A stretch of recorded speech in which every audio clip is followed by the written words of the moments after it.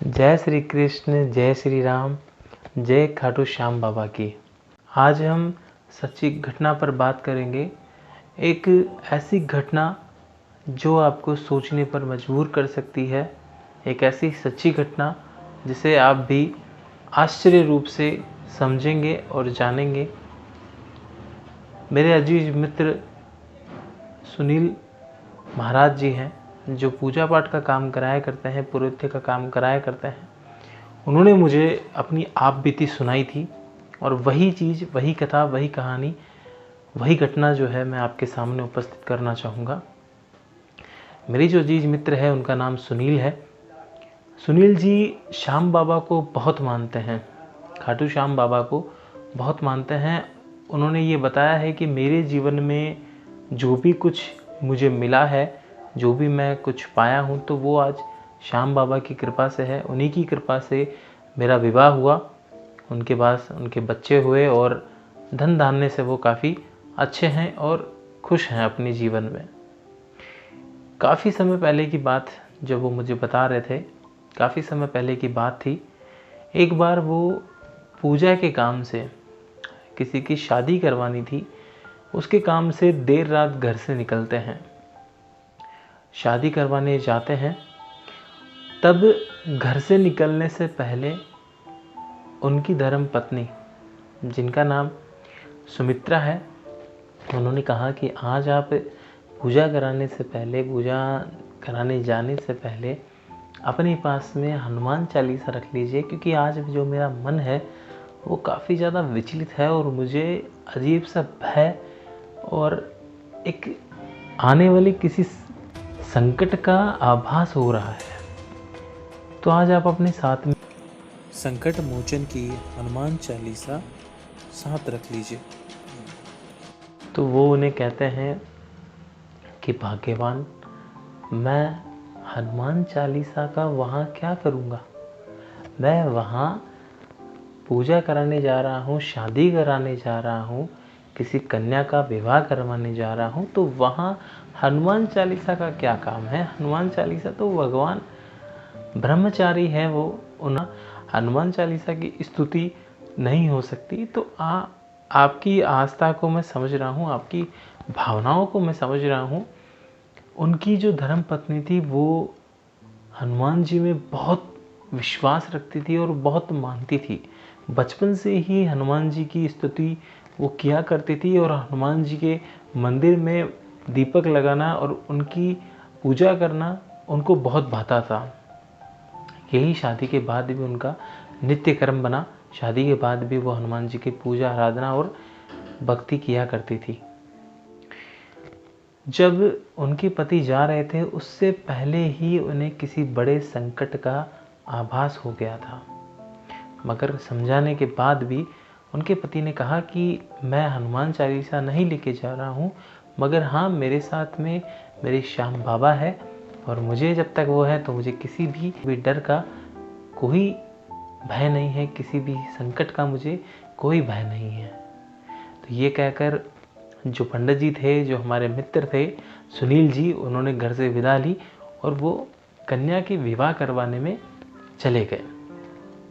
वहाँ से विवाह संपूर्ण करवाया, अपनी दक्षिणा ली और दक्षिणा के साथ साथ जो उनकी सामग्री थी वो साथ में लिए। सामग्री में कुछ मिष्ठान थी, गुड़ थे, पतासे थे, ऐसे कुछ मीठा और मिष्ठान से संबंधित सामग्री भी वो अपने साथ लेकर वापस वहाँ से रवाना हुए। अपनी बाइक से वो सारा सामान बाइक पर आगे रख के और वहाँ से जब रवाना हुए तो कुछ दूर चलते ही उन्हें सड़क पर एक बहुत ही सुंदर मेमना दिखा। बहुत सुंदर छोटा सा मेमना दिखा और उसे देखकर उनको काफ़ी मन ऐसा हुआ कि इतना सुंदर सा मेमना है, इसे मैं अपने घर ले जाऊं। सोचने लगे कि मेरे पास एक बाइक है, इसमें मैं इसे लेके नहीं जा सकता, मगर कुछ समय अपनी बाइक को वहाँ रोक कर और उस मेमने को देखने लगे। देखते ही देखते वो जो मेमना था वहाँ से खड़ा हुआ और जंगल की ओर दौड़ने लगा। अपनी बाइक पर वापस बैठते हैं। जब मेमना वहाँ से आगे चला जाता है तो अपनी बाइक पर वापस बैठकर वो आगे बढ़ने लगते हैं। थोड़ी ही दूर चलते हैं कि देखते हैं कि वही मेमना वापस उनके सामने आगे खड़ा हुआ है। उन्हीं के सामने रोड के ऊपर कच्ची रोड थी, जहाँ पगडंडी हम कहते हैं वैसी रोड थी। उसी रोड के सामने वो मेमना आकर खड़ा हो जाता है। दोनों तरफ जंगल होते हैं, वीरान होता है। सामने वो मेमना जो है वो खड़ा हुआ दिखता है उनको लगता है मेमना है। जब हॉर्न देंगे, गाड़ी का जब हॉर्न बजाया जाएगा तो वो जो मेमना है वो हट जाएगा। उन्होंने 2-3 बार हॉर्न बजाया मगर वो मेमना वहाँ से हटा नहीं। जैसे जैसे गाड़ी उस मेमने के पास आती जा रही थी, उस मेमने का आकार बड़ा होता जा रहा था। वो मेमना आकार के साथ साथ अवस्था में भी बड़ा होता हुआ उन्हें दिखने लगा। वो मेमना देखते ही देखते एक गधे का आकार, एक गधे जितना बड़ा वो हो चुका था, उतना बड़ा आकार वो ले चुका था। यहाँ पंडित जी को सुध-बुध पंडित जी अपना खो चुके थे। पंडित जी को ये लगने लगा कि ये मेरे साथ आज क्या हो रहा है। उन्होंने तुरंत अपने श्याम बाबा को याद किया।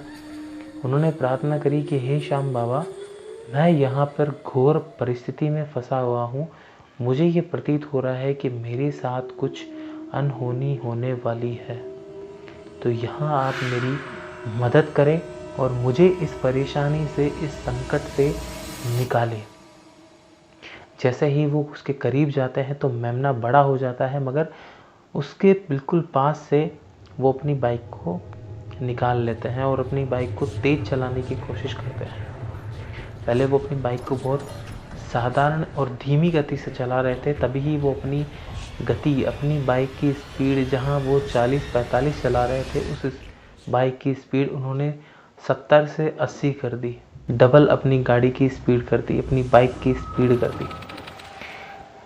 कुछ पल ही हुए थे कि उनको लगा कि उनकी बाइक बहुत भारी हो गई है, उनकी बाइक पर पीछे कोई बैठ गया है। गाड़ी जैसे जैसे 70-80 चल रही थी, वो उसकी स्पीड धीमे धीमे कम होने लगी। गाड़ी की स्पीड 20 से 30 की स्पीड जो है वो बाइक की हो गई। वो अपना पूरा जोर लगा रहे थे, वो सारी कोशिशें कर रहे थे कि बाइक की जो स्पीड हो वो थोड़ी तेज चले, बाइक जो है वो जल्दी से जल्दी यहाँ से निकल जाए। मगर बाइक जो है उनका बोझ संभाल नहीं पा रही थी। बाइक को जब वो चला रहे थे तो उन्हें ऐसा लग रहा था कि जैसे गाड़ी को कोई खींच रहा है या कोई पीछे बैठकर वजन इतना डाल चुका है कि गाड़ी चलने का नाम नहीं ले रही थी। बाइक की आवाज़ बहुत बढ़ गई थी, जैसे कि रेस दे रहे हैं मगर आगे बढ़ नहीं पा रही है। जब वो गाड़ी के साइड ग्लास से पीछे देखने की कोशिश करते हैं तो उन्हें उस बाइक के साइड ग्लास में धुंधला धुंधला दिखता है और वहाँ उसे बड़े बड़े लहराते हुए बाल दिखते हैं कि जैसे कोई महिला उनके पीछे बैठी हुई है और उसके बाल बहुत ही लंबे लंबे जो है वो हवा में लहरा रहे हैं। उन्होंने देखा कि उनके कंधे पर किसी ने हाथ रखा है। वो हाथ जब वो साइड ग्लास से देखते हैं तो उन हाथों की लंबाई, उन उंगलियों की लंबाई उनके सीने तक आ रही थी। जो हाथ उनके कंधे पर रखा हुआ था उसकी लंबाई उनके सीने तक आ रही थी। उनकी हिम्मत अब जवाब देने लगी थी, उनका मन अब ठहरने लगा था और उनको लगने लगा था कि आज कुछ बहुत बड़ा संकट मुझ पर आ गया है। यहाँ वो अपने श्याम बाबा को याद करते हैं, श्याम बाबा से प्रार्थना करते हैं और उन्हें लगता है कि श्याम बाबा यहाँ मुझे क्यों नहीं आ रहे हैं और मुझे क्यों सहायता प्रदान नहीं कर रहे हैं। इतना ही वो सोचने लगते हैं, तभी ही उन्हें अपने धर्म पत्नी की बात याद आती है। उन्हें याद आती है कि वो आज हनुमान चालीसा की पुस्तक साथ लेकर आने वाले थे, मगर हनुमान चालीसा वो नहीं लाए। तभी उनके मुख से जय श्री वीर बजरंगी का नाम निकलता है, जय श्री हनुमान जी का नाम निकलता है और वो हनुमान जी की चालीसा, हनुमान चालीसा का जाप करने लगते हैं। जैसे ही वो हनुमान चालीसा का जाप करने लगते हैं, उनकी बाइक की जो स्पीड जहाँ 20 से 30 चल रही थी, वो वापस उनकी स्पीड में बढ़ोतरी होती है और वो उनकी गाड़ी बहुत हल्की वो महसूस करते हैं, जैसे कि एक कोई बहुत बड़ा बोझ उस गाड़ी से नीचे उतर गया हो। पीछे बहुत चिल्लाने की आवाज़ आती है, जैसे कोई उन्हें कह रहा है कि तुम रुक जाओ, तुम ठहर जाओ। पीछे आवाज़ें आती है कि तुम आगे मत जाओ, आगे मत बढ़ो। हमारे जो पंडित जी है, सुनील जी है, वो कुछ नहीं सुनते हैं और जोर जोर से हनुमान चालीसा का जाप करने लगते हैं। उन्हें ऐसा लगता है कि कहीं श्याम बाबा ने ही मेरी मदद के लिए हनुमान जी को भेजा है। उन्हें एहसास हो जाता है कि कोई दिव्य शक्ति है जो मेरे साथ है, जो मेरे साथ चल रही है। उनके मन का हौसला इतना बढ़ जाता है, जहाँ उनको डर लग रहा होता है वहीं उनमें एक शौर्य सा भाव दिखता है। उनके अंदर एक शौर्य की ऊर्जा, एक उम्मीद की किरण देखने को मिलती है। उनके अंदर का डर समाप्त हो जाता है। वो बार बार पाठ का जाप करते हैं और वो उस विकट परिस्थिति से निकलकर घर आते हैं। घर आकर उनका हाल बहुत ख़राब हो जाता है। पूरा शरीर उनका पसीने से लथपथ हो जाता है। हवा लग रही होती है मगर फिर भी उनका शरीर पूरा पसीने से भीग जाता है। ये सब कुछ देखकर उनकी धर्मपत्नी, जिनका नाम सुमित्रा था, वो आती है और उन्हें पूछती है कि हे पतिदेव, आज आपको ये क्या हुआ है। तो वो अपनी सारी घटना का हाल सुनाते हैं और दोनों पति पत्नी अपने पूजा स्थल में जाते हैं। श्याम बाबा के आगे और हनुमान जी के आगे दीपक जलाते हैं और उनसे आशीर्वाद लेते हैं कि आप दोनों की कृपा से आज मेरे पे जो असंकट आया था, आज मेरे पर जो विपदा आई थी, वो विपदा, वो संकट आपने टाला है। तो बाबा श्याम कहीं ना कहीं हनुमान जी को ये संदेश दिए कि आप वहाँ जाएं और उन्हें बचाएं, और उनके मन में ये एक प्रेरणा जागृत हुई कि वो हनुमान जी को स्मरण करें, हनुमान जी को याद करें। कहते हैं हनुमान चालीसा में भी वर्णित है, भूत पिशाच निकट नहीं आवे, महावीर जब नाम सुनावे। कि जहाँ हनुमान जी का नाम सुमिरन किया जाता है, जहाँ हनुमान जी को याद किया जाता है, वहाँ ये शक्तियाँ निवास नहीं करती। इन शक्तियों का रुकना वहाँ असंभव है। वहाँ ये शक्तियों का जोर नहीं चलता, वहाँ ये शक्तियाँ काम नहीं करती। उस क्षेत्र से, उस जगह से 10 कोस दूर वो शक्तियाँ वहाँ से चली जाती है। तो यही आज की एक सत्य और सच्ची घटना पर आधारित ये कहानी थी।